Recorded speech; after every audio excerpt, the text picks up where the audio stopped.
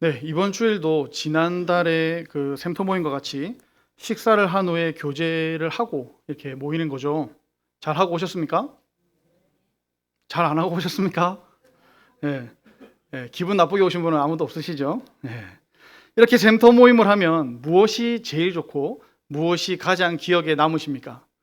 뭐 다들 여러 가지 예? 샘터 아직 안 하셨어요? 식사만 하고 오셨구나. 예. 그러면은 식사를 하시고 나중에 모임을 할 때 무엇이 제일 좋을까요? 저는 사람마다 다르겠지만 저는 이 식사 시간, 이 밥 먹는 게 제일 좋습니다. 누구랑 같이 밥을 먹는가, 또 무엇을 먹는가, 이것이 제일 좋습니다.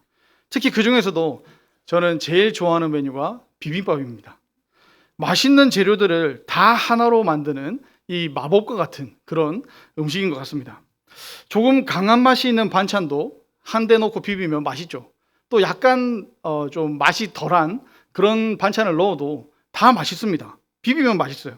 거기에 고추장에 김가루에 참기름까지 넣으면 끝이죠. 하여튼 저에게는 비빔밥이 제일 맛있는 음식인 것 같습니다. 저와 같은 생각을 하시는 분도 계실 것이고 비슷하게 생각하시는 분도 계실 것이고 저와 생각이 완전히 다른 분도 계실 겁니다. 제가 아는 분들 중에는 비빔밥을 제일 싫어하는 음식 중에 하나로 꼽는 분들도 계시더라고요. 왜냐하면 옛날에 거지가 집집마다 돌아다니면서 밥이랑 남은 반찬이랑 그런 걸 다 받아다가 그 섞어 먹은 거, 그게 비빔밥의 시작이다 하면서 비빔밥만 보면은 그 생각 때문에 못 먹겠다 하는 분들도 계셨습니다. 그런데 저는 비빔밥을 보면 거지가 생각나는 것이 아니라 교회가 생각납니다. 뛰어난 사람도 좀 못난 사람도 한 그릇에 담겨서 쓱쓱 비벼서 하나로 만들어내는 것이죠. 거기에 하나님의 사랑과 예수님의 은혜와 성령님의 도우심이 있다면 끝입니다. 거기에 이렇게 비빔밥을 보면서 거지들이 먹던 거라고 볼 수도 있고 교회의 아름다움을 볼 수도 있다는 겁니다. 그래서 오늘 말씀의 제목을 하나님의 눈으로 보시는 예수님이라고 정했습니다. 오늘 말씀을 이렇게 보면은 예수님의 시선이 바로 하나님의 시선이다라는 생각이 듭니다. 어떤 사건이나 사물을 바라보는 눈을 보면은 그 사람이 어떤 사람인지를 우리가 알 수가 있죠. 이것을 관점이라고 부르기도 하고 우리가 몇 주 전에 담임 목사님으로부터 들었던 이 가치관으로 부르기도 합니다. 우리에게 너무나 당연한 고백이지만 예수님은 하나님의 눈으로 세상을 바라보시는 바로 하나님 그 자체이시죠. 오늘 본문은 세 가지를 통해서 하나님의 눈으로 바라본 예수님에 대해서 기록하고 있습니다. 성경을 읽고 해석하는 눈, 그리고 그럴듯하지만 사실은 외식하는 자들을 바라보는 눈, 그리고 중심을 보시는 눈입니다. 오늘 말씀을 통해서 예수님이 인간을 넘어서 살아계신 하나님임을 더욱더 고백할 수 있는 그런 시간이 되었으면 좋겠습니다. 먼저 성경을 보시는 예수님의 눈이 바로 하나님의 눈이라는 겁니다. 당시에 자칭, 타칭, 성경 전문가로 통했던 사람들이 있죠. 이들은 서기관들입니다. 그들은 성경을 연구하며 그리스도는 다윗의 후손이다라고 가르쳤는데 이것은 성경적이며 아주 합당한 가르침이 맞습니다. 구약의 선지자들, 즉 이사야나 오늘 우리 오전에 살펴보았던 예레미야 선지자도 또 에스겔 선지자도 미가 선지자도 모든 선지자들이 그리스도는 다윗의 후손이 될 것이다 라고 예언했습니다. 그 중에서 우리 가장 유명한 구절인데요. 예레미야 23장 5절 말씀을 한번 보겠습니다. 여호와의 말씀이니라. 보라, 때가 이르리니 내가 다윗에게 한 의로운 가지를 일으킬 것이라. 그가 왕이 되어 지혜롭게 다스리며 세상에서 정의와 공의를 행할 것이며 하고 예언했습니다. 그러니 맞는 말이며 당연한 말이며 이스라엘 백성이라면 당연히 기억하며 새겨들어야 할 가르침이었습니다. 그런데 미처 서기관들도 해결하지 못한 어려운 문제를 예수님께서 직접 거론하고 계시는 겁니다. 그것은 다윗의 자손인 그리스도를 어찌하여 다윗이 주라고 부르느냐 하는 거였습니다. 예수님의 질문이 이해가 되십니까? 지금 이 다윗이 그리스도를 주라고 표현하고 있는데 다윗이 자기의 자손, 그 자기의 손자 혹은 자기의 맨 마지막에 오는 이 정말 아들과 이 아들 같은 이 아들을 왜 주라고 부를 수가 있느냐 하는 거죠. 예수님의 질문은 그리스도가 단지 다윗의 후손으로 와가지고 사람 왕, 인간 왕이 될 이런 사람에 불과했다면 왜 하나님 말씀에 다윗이 그리스도를 가리켜서 주님이라고 표현했느냐 하는 질문입니다. 그러니까 이게 무슨 말입니까? 그리스도는 단지 다윗의 자손, 그냥 사람 자손이 아니라는 말이죠. 그리스도는 다윗이 주라고 부르시는 분, 즉 다윗보다 먼저 계셨고 다윗보다 위에 계신 분, 곧 하나님이라는 말씀입니다. 그것이 다윗이 성령 하나님께 감동되어서 기록한 하나님의 말씀이 우리에게 가르치는 바라는 것이죠. 특별히 36절 말씀을 좀 더 보고 싶은데요. 다윗의 시편에는 하나님께서 다윗의 주님이신 그리스도께 이렇게 말씀하신 내용이 있습니다. 내가 내 원수를 내 발 아래에 둘 때까지 내 우편에 앉았으라. 여기서 내가는 하나님을 가리킵니다. 다윗이 말한 첫 번째 주님이죠. 그리고 내 원수할 때 내는 내 발 아래 할 때 내는 그리스도를 가리킵니다. 다윗이 말한 두 번째 주입니다. 하나님께서 그리스도의 원수를 그리스도의 발 아래에 둘 때까지 하나님 우편에 앉아 있으라고 말씀하셨다는 겁니다. 히브리서 1장 3절에는 예수님의 신성을 이렇게 노래합니다. 이는 하나님의 영광의 광채시요 그 본체의 형상이시라. 그의 능력의 말씀으로 만물을 붙드시며 죄를 정결하게 하는 일을 하시고 높은 곳에 계신 지극히 크신 이의 우편에 앉으셨느니라. 예수님이 하나님으로서 얼마나 위대하고 전능하신지를 노래하고 있는 겁니다. 이렇게 예수님의 신성을 노래한 히브리서 기자는 한 가지 질문을 하고 있죠. 1장 13절입니다. 어느 때의 천사 중 누구에게 내가 내 원수로 내 발등상이 되게 하기까지 너는 내 우편에 앉았으라 하셨느냐. 하나님의 보좌 우편, 왕을 대신하여 고난을 행사할 수 있는 그 자리에서 죄를 사하고 원수를 밟으며 만물을 붙들 수 있는 분은 오직 하나님이신 예수님밖에 없다는 말씀입니다. 예수님은 그리스도가 다윗의 자손이면서 동시에 다윗의 주, 곧 하나님이셔야 한다는 사실을 분명하게 선포하고 계시는 겁니다. 예수님께서 성경을 풀어주시면 얼마나 재밌을까요? 지금 표정을 보니까 제에게는 별로 재미없는 것 같은데 37절 끝에 보니까 예수님의 말씀을 듣는 사람들이 어떻게 들었다고 합니까? 즐겁게 듣더라 하고 기록하고 있습니다. 서기관들이 이해하지 못한, 아니 어쩌면 이 생각해보지도 못한 성경의 어려운 문제를 예수님은 선명하게 그리고 시원하게 이렇게 가르쳐 주셨다는 겁니다. 오늘 사건을 기록한 이 마태복음에서 기록한 내용에는 이 이야기의 마무리를 이렇게 마칩니다. 마태복음 22장 46절입니다. 한마디도 능히 대답하는 자가 없고 그날부터 감히 그에게 묻는 자도 없더라.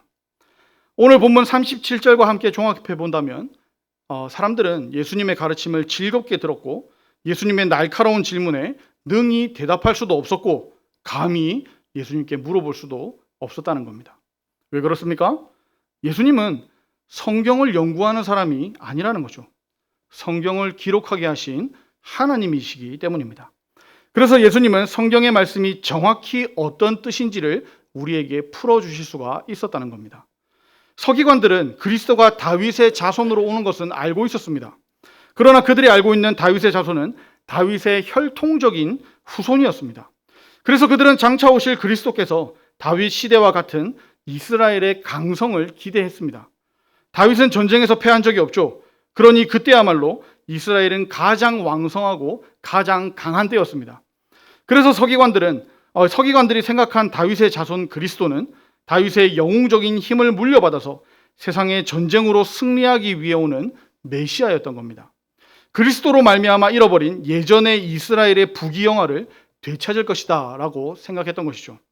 하지만 예수님은 다윗도 그리스도를 주로 불렀다고 하시며 그리스도는 인간이 기대하는 왕으로는 오시지 않음을 말씀해 주신 겁니다. 하나님의 뜻을 따라서 가장 힘없고 연약한 모습으로 십자가에 피 흘려 죽으시는 분이 그리스도시라는 겁니다. 하나님의 뜻에 순종하심으로써 자신의 모든 것을 내어주신 분이 예수님입니다. 이 예수님은 서기관과 과부를 이제 비교하시죠. 알다시피 서기관과 과부는 비슷한 계층의 사람이 아니라 전혀 다른 계층의 사람들입니다. 아예 극과 극이라고 할 수 있죠. 서기관들은 존경받았지만 과부들은 일반적으로 무시당하는 위치에 있었습니다. 그런데 예수님은 서기관들을 삼가라라고 말씀하시면서 40절에 뭐라고 말씀하십니까? 그 받는 판결이 더욱 중하리라 하고 말씀하십니다. 반대로 과부에 대해서는 44절에 뭐라고 말씀하십니까? 이 과부는 그 가난한 중에서 자기의 모든 소유 곧 생활비 전부를 넣었느니라 하고 칭찬하셨습니다. 우리는 오늘 말씀을 통해서 서기관과 과부의 다른 점이 무엇인지를 살펴볼 필요가 있습니다. 물론 다른 점을 알아서 과부처럼 실천하자는 교훈을 얻으려는 것은 아닙니다. 가난 중에서도 자기의 생활비 전부를 넣는 믿음을 우리는 실천할 수가 없기 때문입니다. 물론 억지로는 할 수 있겠죠. 하지만 예수님은 과부의 헌금 행위를 칭찬하신 게 아닙니다. 과부의 그 중심을 보시고 말씀하신 겁니다. 그렇게 억지로 생활비 전부를 헌금한다고 해서 칭찬받은 과부와 같아질 수 없음은 당연합니다.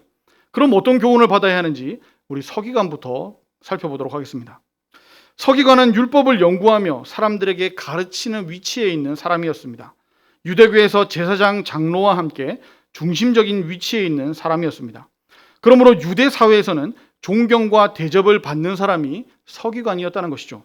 서기관들은 서기관임을 나타내는 긴 옷을 입고 다니면서 시장에서 문안, 즉 사람들에게 인사를 받았습니다. 회당에 가면 높은 자리에 앉고 잔치집에 가면 윗자리에 앉았습니다. 존경과 대접받기를 즐겼습니다. 예수님은 이 서기관들을 삼가하라고 말씀하십니다. 서기관들이 구원받지 못할 사람들이기 때문입니다. 자신의 높음을 즐기고 과시하기를 좋아하는 것은 그들이 하나님을 만난 적이 없다는 증거죠.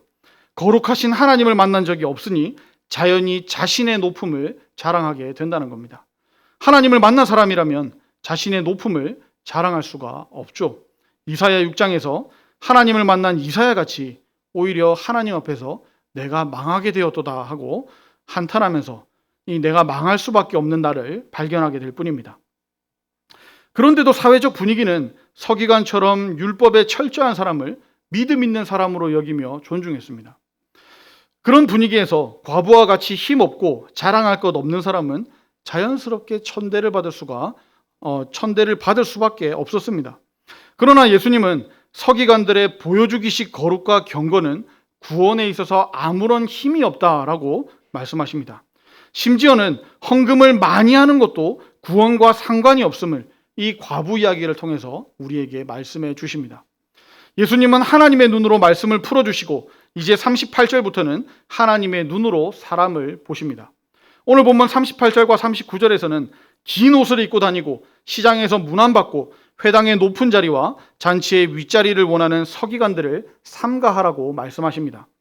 같은 내용을 담은 마태복음에서는 서기관과 함께 바리새인들도 언급됩니다.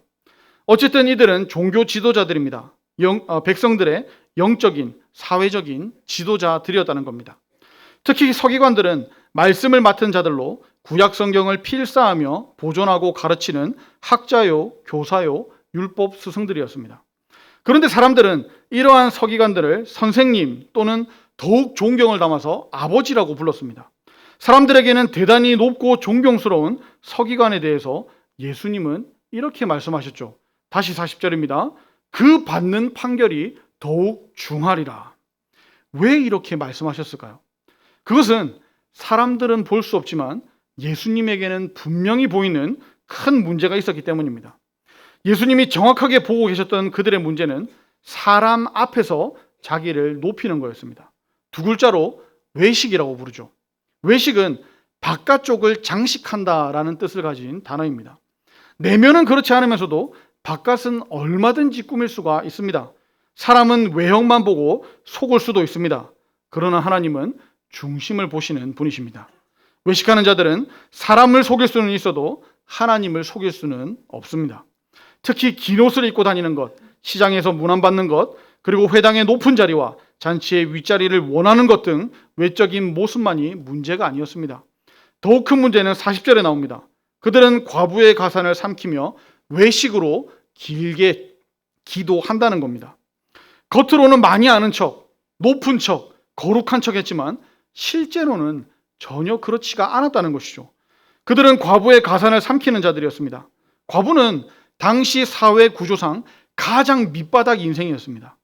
그래서 모세의 율법에도 과부를 보호할 것을 명령으로 정해놨었습니다. 하지만 서기관들은 하나님의 말씀을 따라서 보호해야 할 과부를 함부로 대했을 뿐만 아니라 심지어 그들의 가산까지도 다 빼앗았습니다. 또 하나는 외식으로 길게 기도했다는 겁니다. 그들의 믿음, 어쩌면 종교 생활 역시 외식이었다는 겁니다. 그들은 길게 기도했습니다. 단지 기도의 길이가 문제가 아니죠. 마태복음 6장 5절은 외식하는 자의 기도를 더 자세히 우리에게 소개해 주는데요. 그들은 사람에게 보이려고 회당과 큰 거리 어귀에 서서 기도하기를 좋아했다고 기록합니다. 왜 그렇습니까? 많은 사람이 들으라고 그렇게 했던 겁니다. 아마도 더 큰 소리로 기도했을 겁니다. 길게 하는 이유는 뭘까요? 그래야 더 많은 사람들이 오고 가며 자신의 모습을 볼 것이기 때문입니다. 길게 할수록 더 거룩해 보이고 믿음이 깊어 보이는 효과도 있었을 겁니다. 이어지는 마태복음 6장 6절은 이렇게 외식하는 기도를 하지 말고 내 골방에 들어가 문을 닫고 기도하라고 가르치시죠. 이 말씀을 근거로 외식하는 서기관은 은밀한 중에 보시는 하나님께 기도하지 않은 게 됩니다. 겉으로 드러나는 것만 보는 사람 앞에서 사람에게 잘 보이려고 기도했다는 것이죠.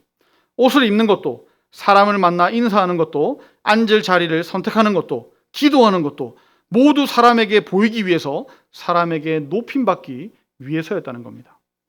마태복음 23장 5절에 보면은 예수님은 그들의 모든 행위를 사람에게 보이고자 한다고 말씀하셨습니다. 오늘 본문에서 예수님은 이런 서기관들의 모습을 삼가하라고 말씀하십니다. 서기관처럼 하지 말라는 거죠. 왜 그렇습니까?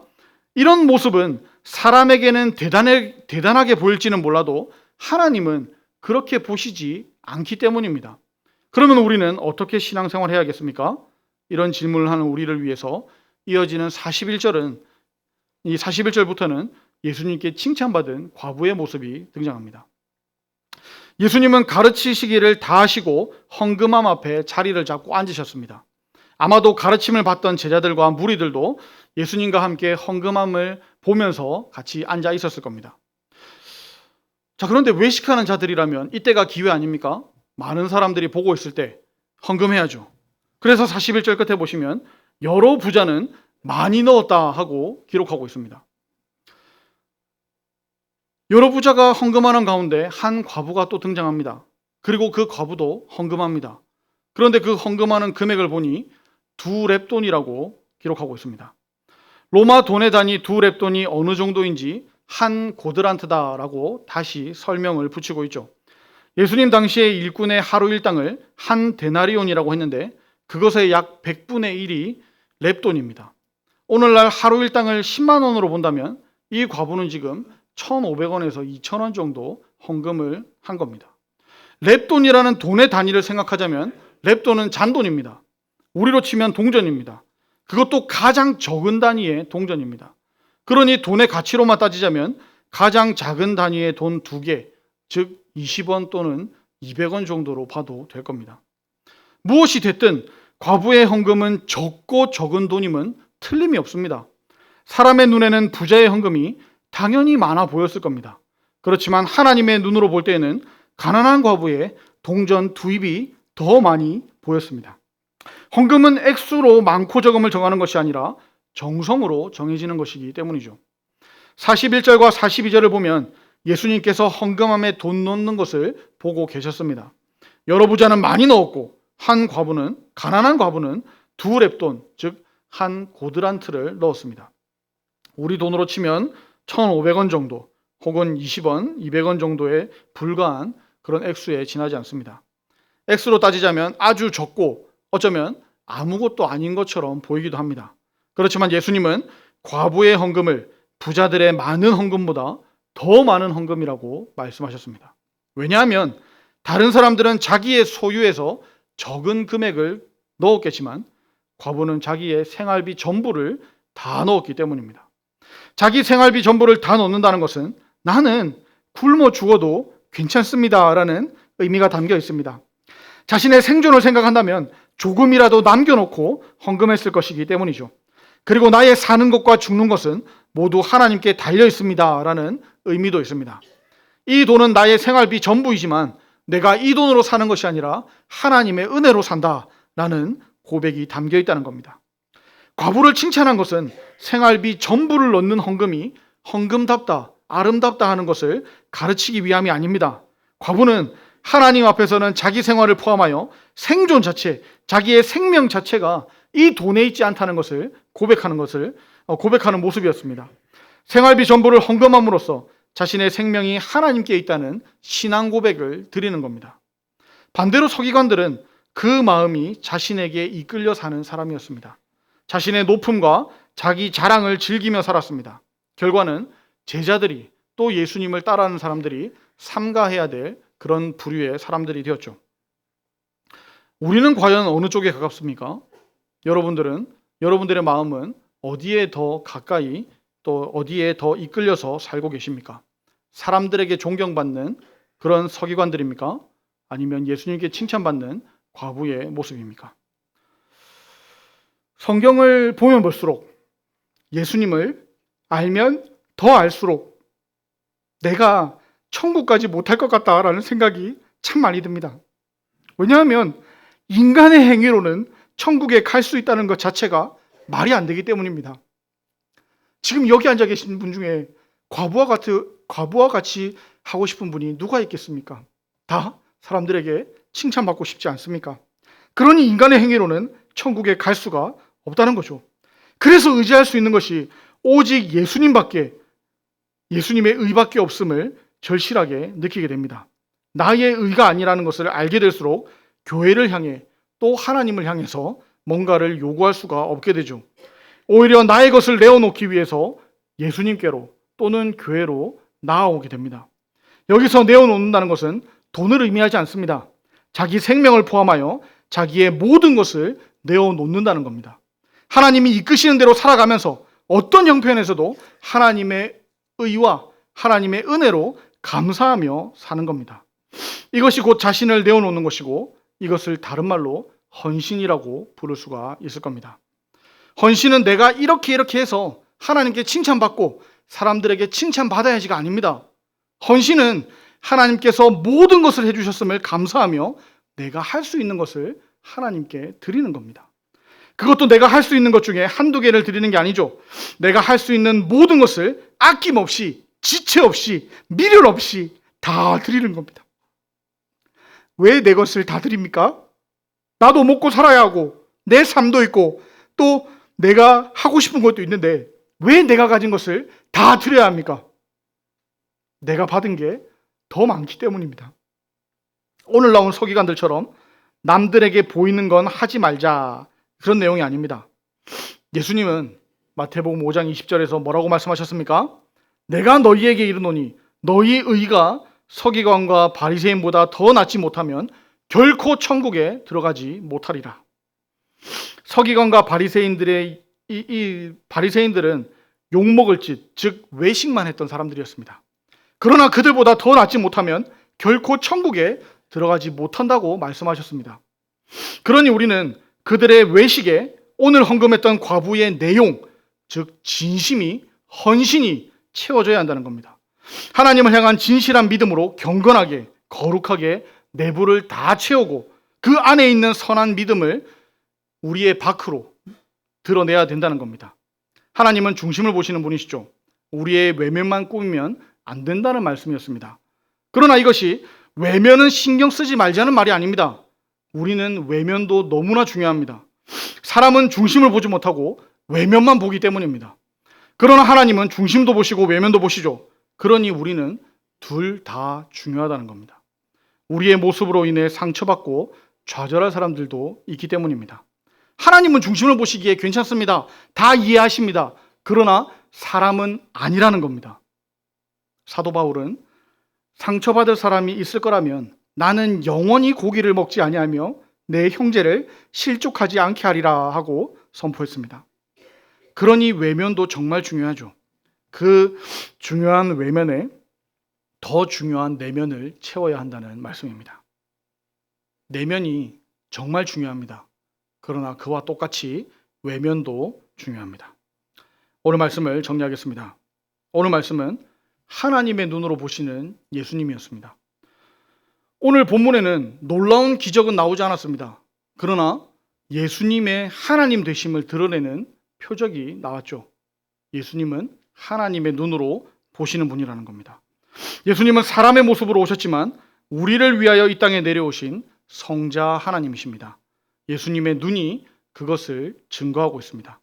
바라기는 우리도 하나님의 자녀로서 예수님의 눈을 닮아갈 수 있기를 소망합니다.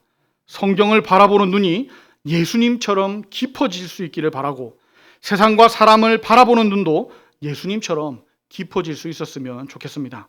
그것이 하나님의 자녀, 거룩한 성도로서 우리가 맺어가야 할 영적 성숙함입니다. 예수님을 하나님으로 고백하며 우리도 예수님을 조금이나마 닮아가는 하루가 되기를, 또 한 주가 되기를 축복합니다. 우리 말씀을 기억하며 기도했으면 좋겠는데요. 우리도 영적인 눈을 뜨게 하셔서 아버지와 같은 시선으로 세상과 사람을 바라보게 하소서 기도합시다. 어떤 것을 보든 앞면이 있고 뒷면이 있습니다. 옆면도 있고 위아래도 있습니다. 다 알지도 못하면서 쉽게 평가하지 않게 하시고 중심을 보게 하소서 기도합시다. 특히 하나님이 정하시고 하시는데 하나님께서 정하다고 하시는데 내가 부정하다고 말하지 않게 하소서 기도합시다. 그리고 하나님의 눈으로 보게 하소서도 기도합시다. 하나님의 눈으로 보시는 예수님을 닮게 하소서. 우리 이런 기도 제목들로 주여 한번 부르고 기도하도록 하겠습니다. 주여! 아버지 감사합니다. 우리에게 믿음을 주시고 우리에게 믿음의 눈으로 보게 하시니 감사합니다. 하나님, 우리가 이 세상을 바라볼 때 나의 눈으로, 육신의 눈으로, 세상의 가치관으로 보지 않게 하여 주시옵소서. 하나님께서 정하다고 말씀하시는데 내가 그것이 잘못되었다, 틀렸다, 부정하다라고 말하지 않게 하여 주시옵소서. 하나님께서 뭐라고 말씀하시는지 그 모든 평가와 모든 심판은 하나님께 맡기고, 하나님, 나는 이 상황 가운데서도 하나님께서 맡겨주신 이 일에 최선을 다하며 살아갈 수 있도록 도와주시옵소서. 그래서 하나님, 좋은 면을 보게 하여 주시고 선한 면을 보게 하여 주시고 하나님 보시는 깊은 곳을, 아버지, 그 중심을 바라볼 수 있는 믿음의 눈을 허락하여 주시옵소서. 그래서 하나님, 내가 이 모든 것을 평가하고 내 마음대로 잣대로 정하고 내 마음대로 할 것이 아니라 하나님께서 뭐라고 말씀하시는지 우리가 기도하며 더욱더 우리의 평가를 뒤로 미루며 하나님께서 하시는 이 역사를 바라볼 수 있게 하여 주시옵소서. 하나님, 우리의 눈으로 보기에는 이 모든 상황들이 어떻게 평가되어야 될지, 어떻게 생각되어야 될지 모르는 것이 너무나 많이 있습니다. 아버지, 그래서 다른 사람들이 말하는 것을 그대로 따르기도 합니다. 세상의 유행과 가치에 따라서 우리가 움직이기도 합니다. 그러나 하나님, 그런 것이 아니라, 많은 사람들의 말이 움직이는 것이 아니라 하나님의 말씀에 비추어 봐서 우리가 나아갈 수 있게 하여 주시옵소서. 예수님이 뭐라고 말씀하시는지, 하나님이 원하시는 것은 무엇인지, 하나님께서 무엇을 주목하고 계시는지, 하나님이 무엇을 원하고 계시는지 우리가 그것을 바라볼 수 있도록 도와주시고 그것을 위해서 살아가는 죄들 될 수 있도록 도와주시옵소서. 아버지, 우리 가운데 많은 일들이 있습니다. 너무나 많은 것을 보고 살아갑니다. 우리가 무엇을 주목해야 될지 모르는 시대입니다. 그러나 하나님, 그런 것에 눈에 한눈 팔리지 않도록 도와주시고 우리가 더욱더 말씀 중심으로, 하나님 중심으로 살아갈 수 있는 저희들 되게 하여 주시옵소서. 말씀을 붙들고 이 세상을 바라보게 하여 주시고 이 하나님께서 주시는 이 성경 말씀으로, 복음으로, 사랑으로 이 세상을 바라보며 나아갈 수 있게 하여 주시옵소서. 그래서 하나님, 내가 평가하는 것이 아니라, 내가 심판하는 것이 아니라 하나님께서 모든 것을 다스리시고 하나님께서 이끌어 가시고 하나님께서 가장 좋은 곳으로 우리를 이끌어 가신다는 것을 우리가 고백하며 우리의 시선을 하나님께로 들고 살아갈 수 있도록 주님, 우리의 눈을 하나님 눈 닮게 하여 주시옵소서. 아버지 하나님, 감사와 찬양과 영광을 올려드립니다.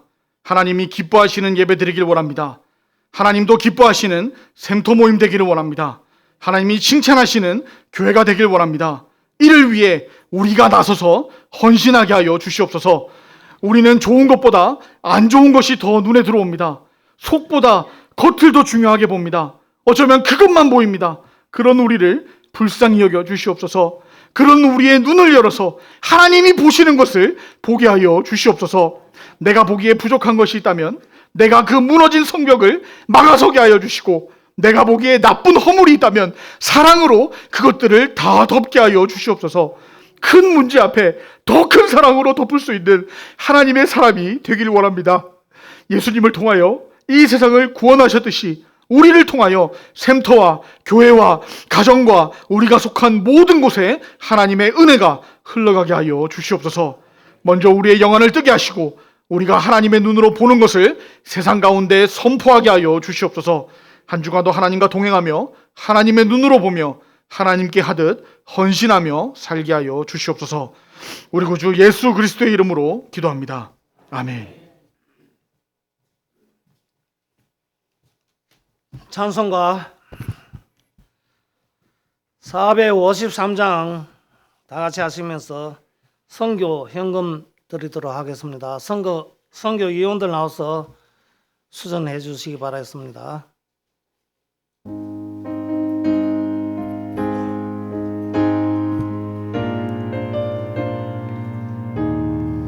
선교 위원들 나오세요. 현금 수전하시게.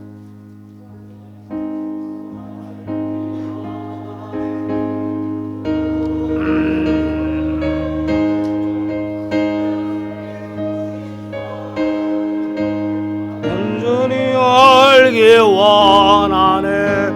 내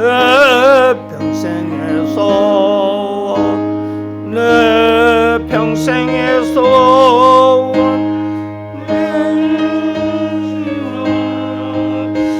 간절히 알기 원하네. 성령이 서성되소서.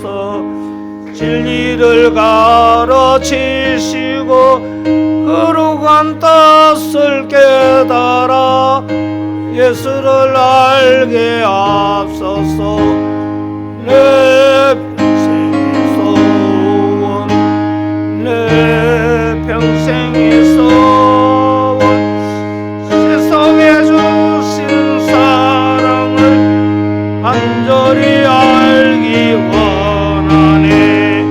성령의 감화 받아서 하나님 말씀 배우니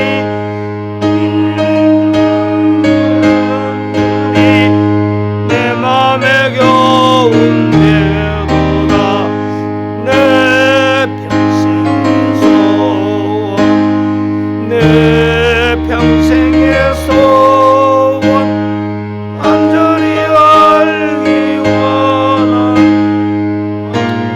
양이 앞서서 보자는 영광에 둘러있도다. 평화의 왕이 오시니 그 나라 왕성하도다. 내 평생의 소원, 내 평생의 소원, 약속해 주신 사랑을 간절히 알기 원하네. 현금 기도와 축도로서 예배 마치도록 하겠습니다.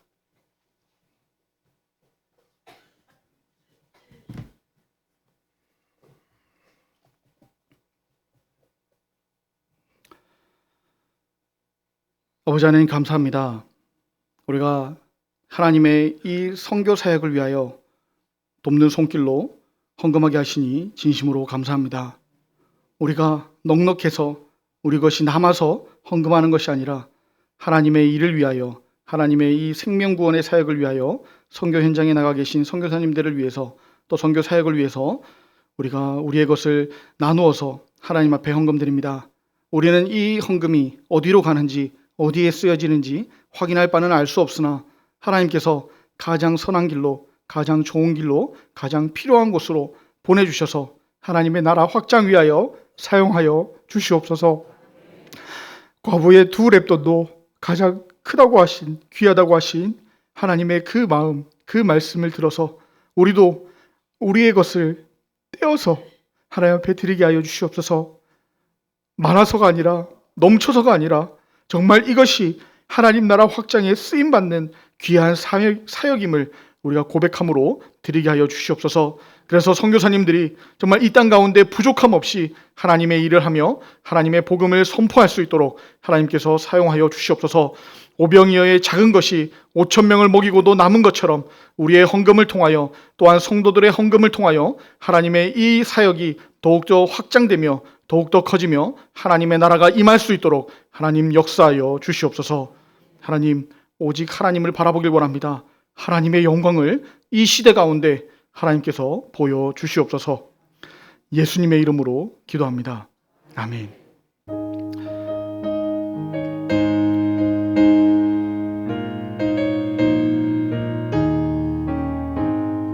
축도하겠습니다. 주 예수 그리스도의 은혜와 하나님의 사랑과 성령의 교통하심이 하나님의 눈으로 보시는 예수님을 닮아 하나님의 눈으로 보기를 원하는 예배자들 위에, 교회 위에 함께 있을지어다. 아멘.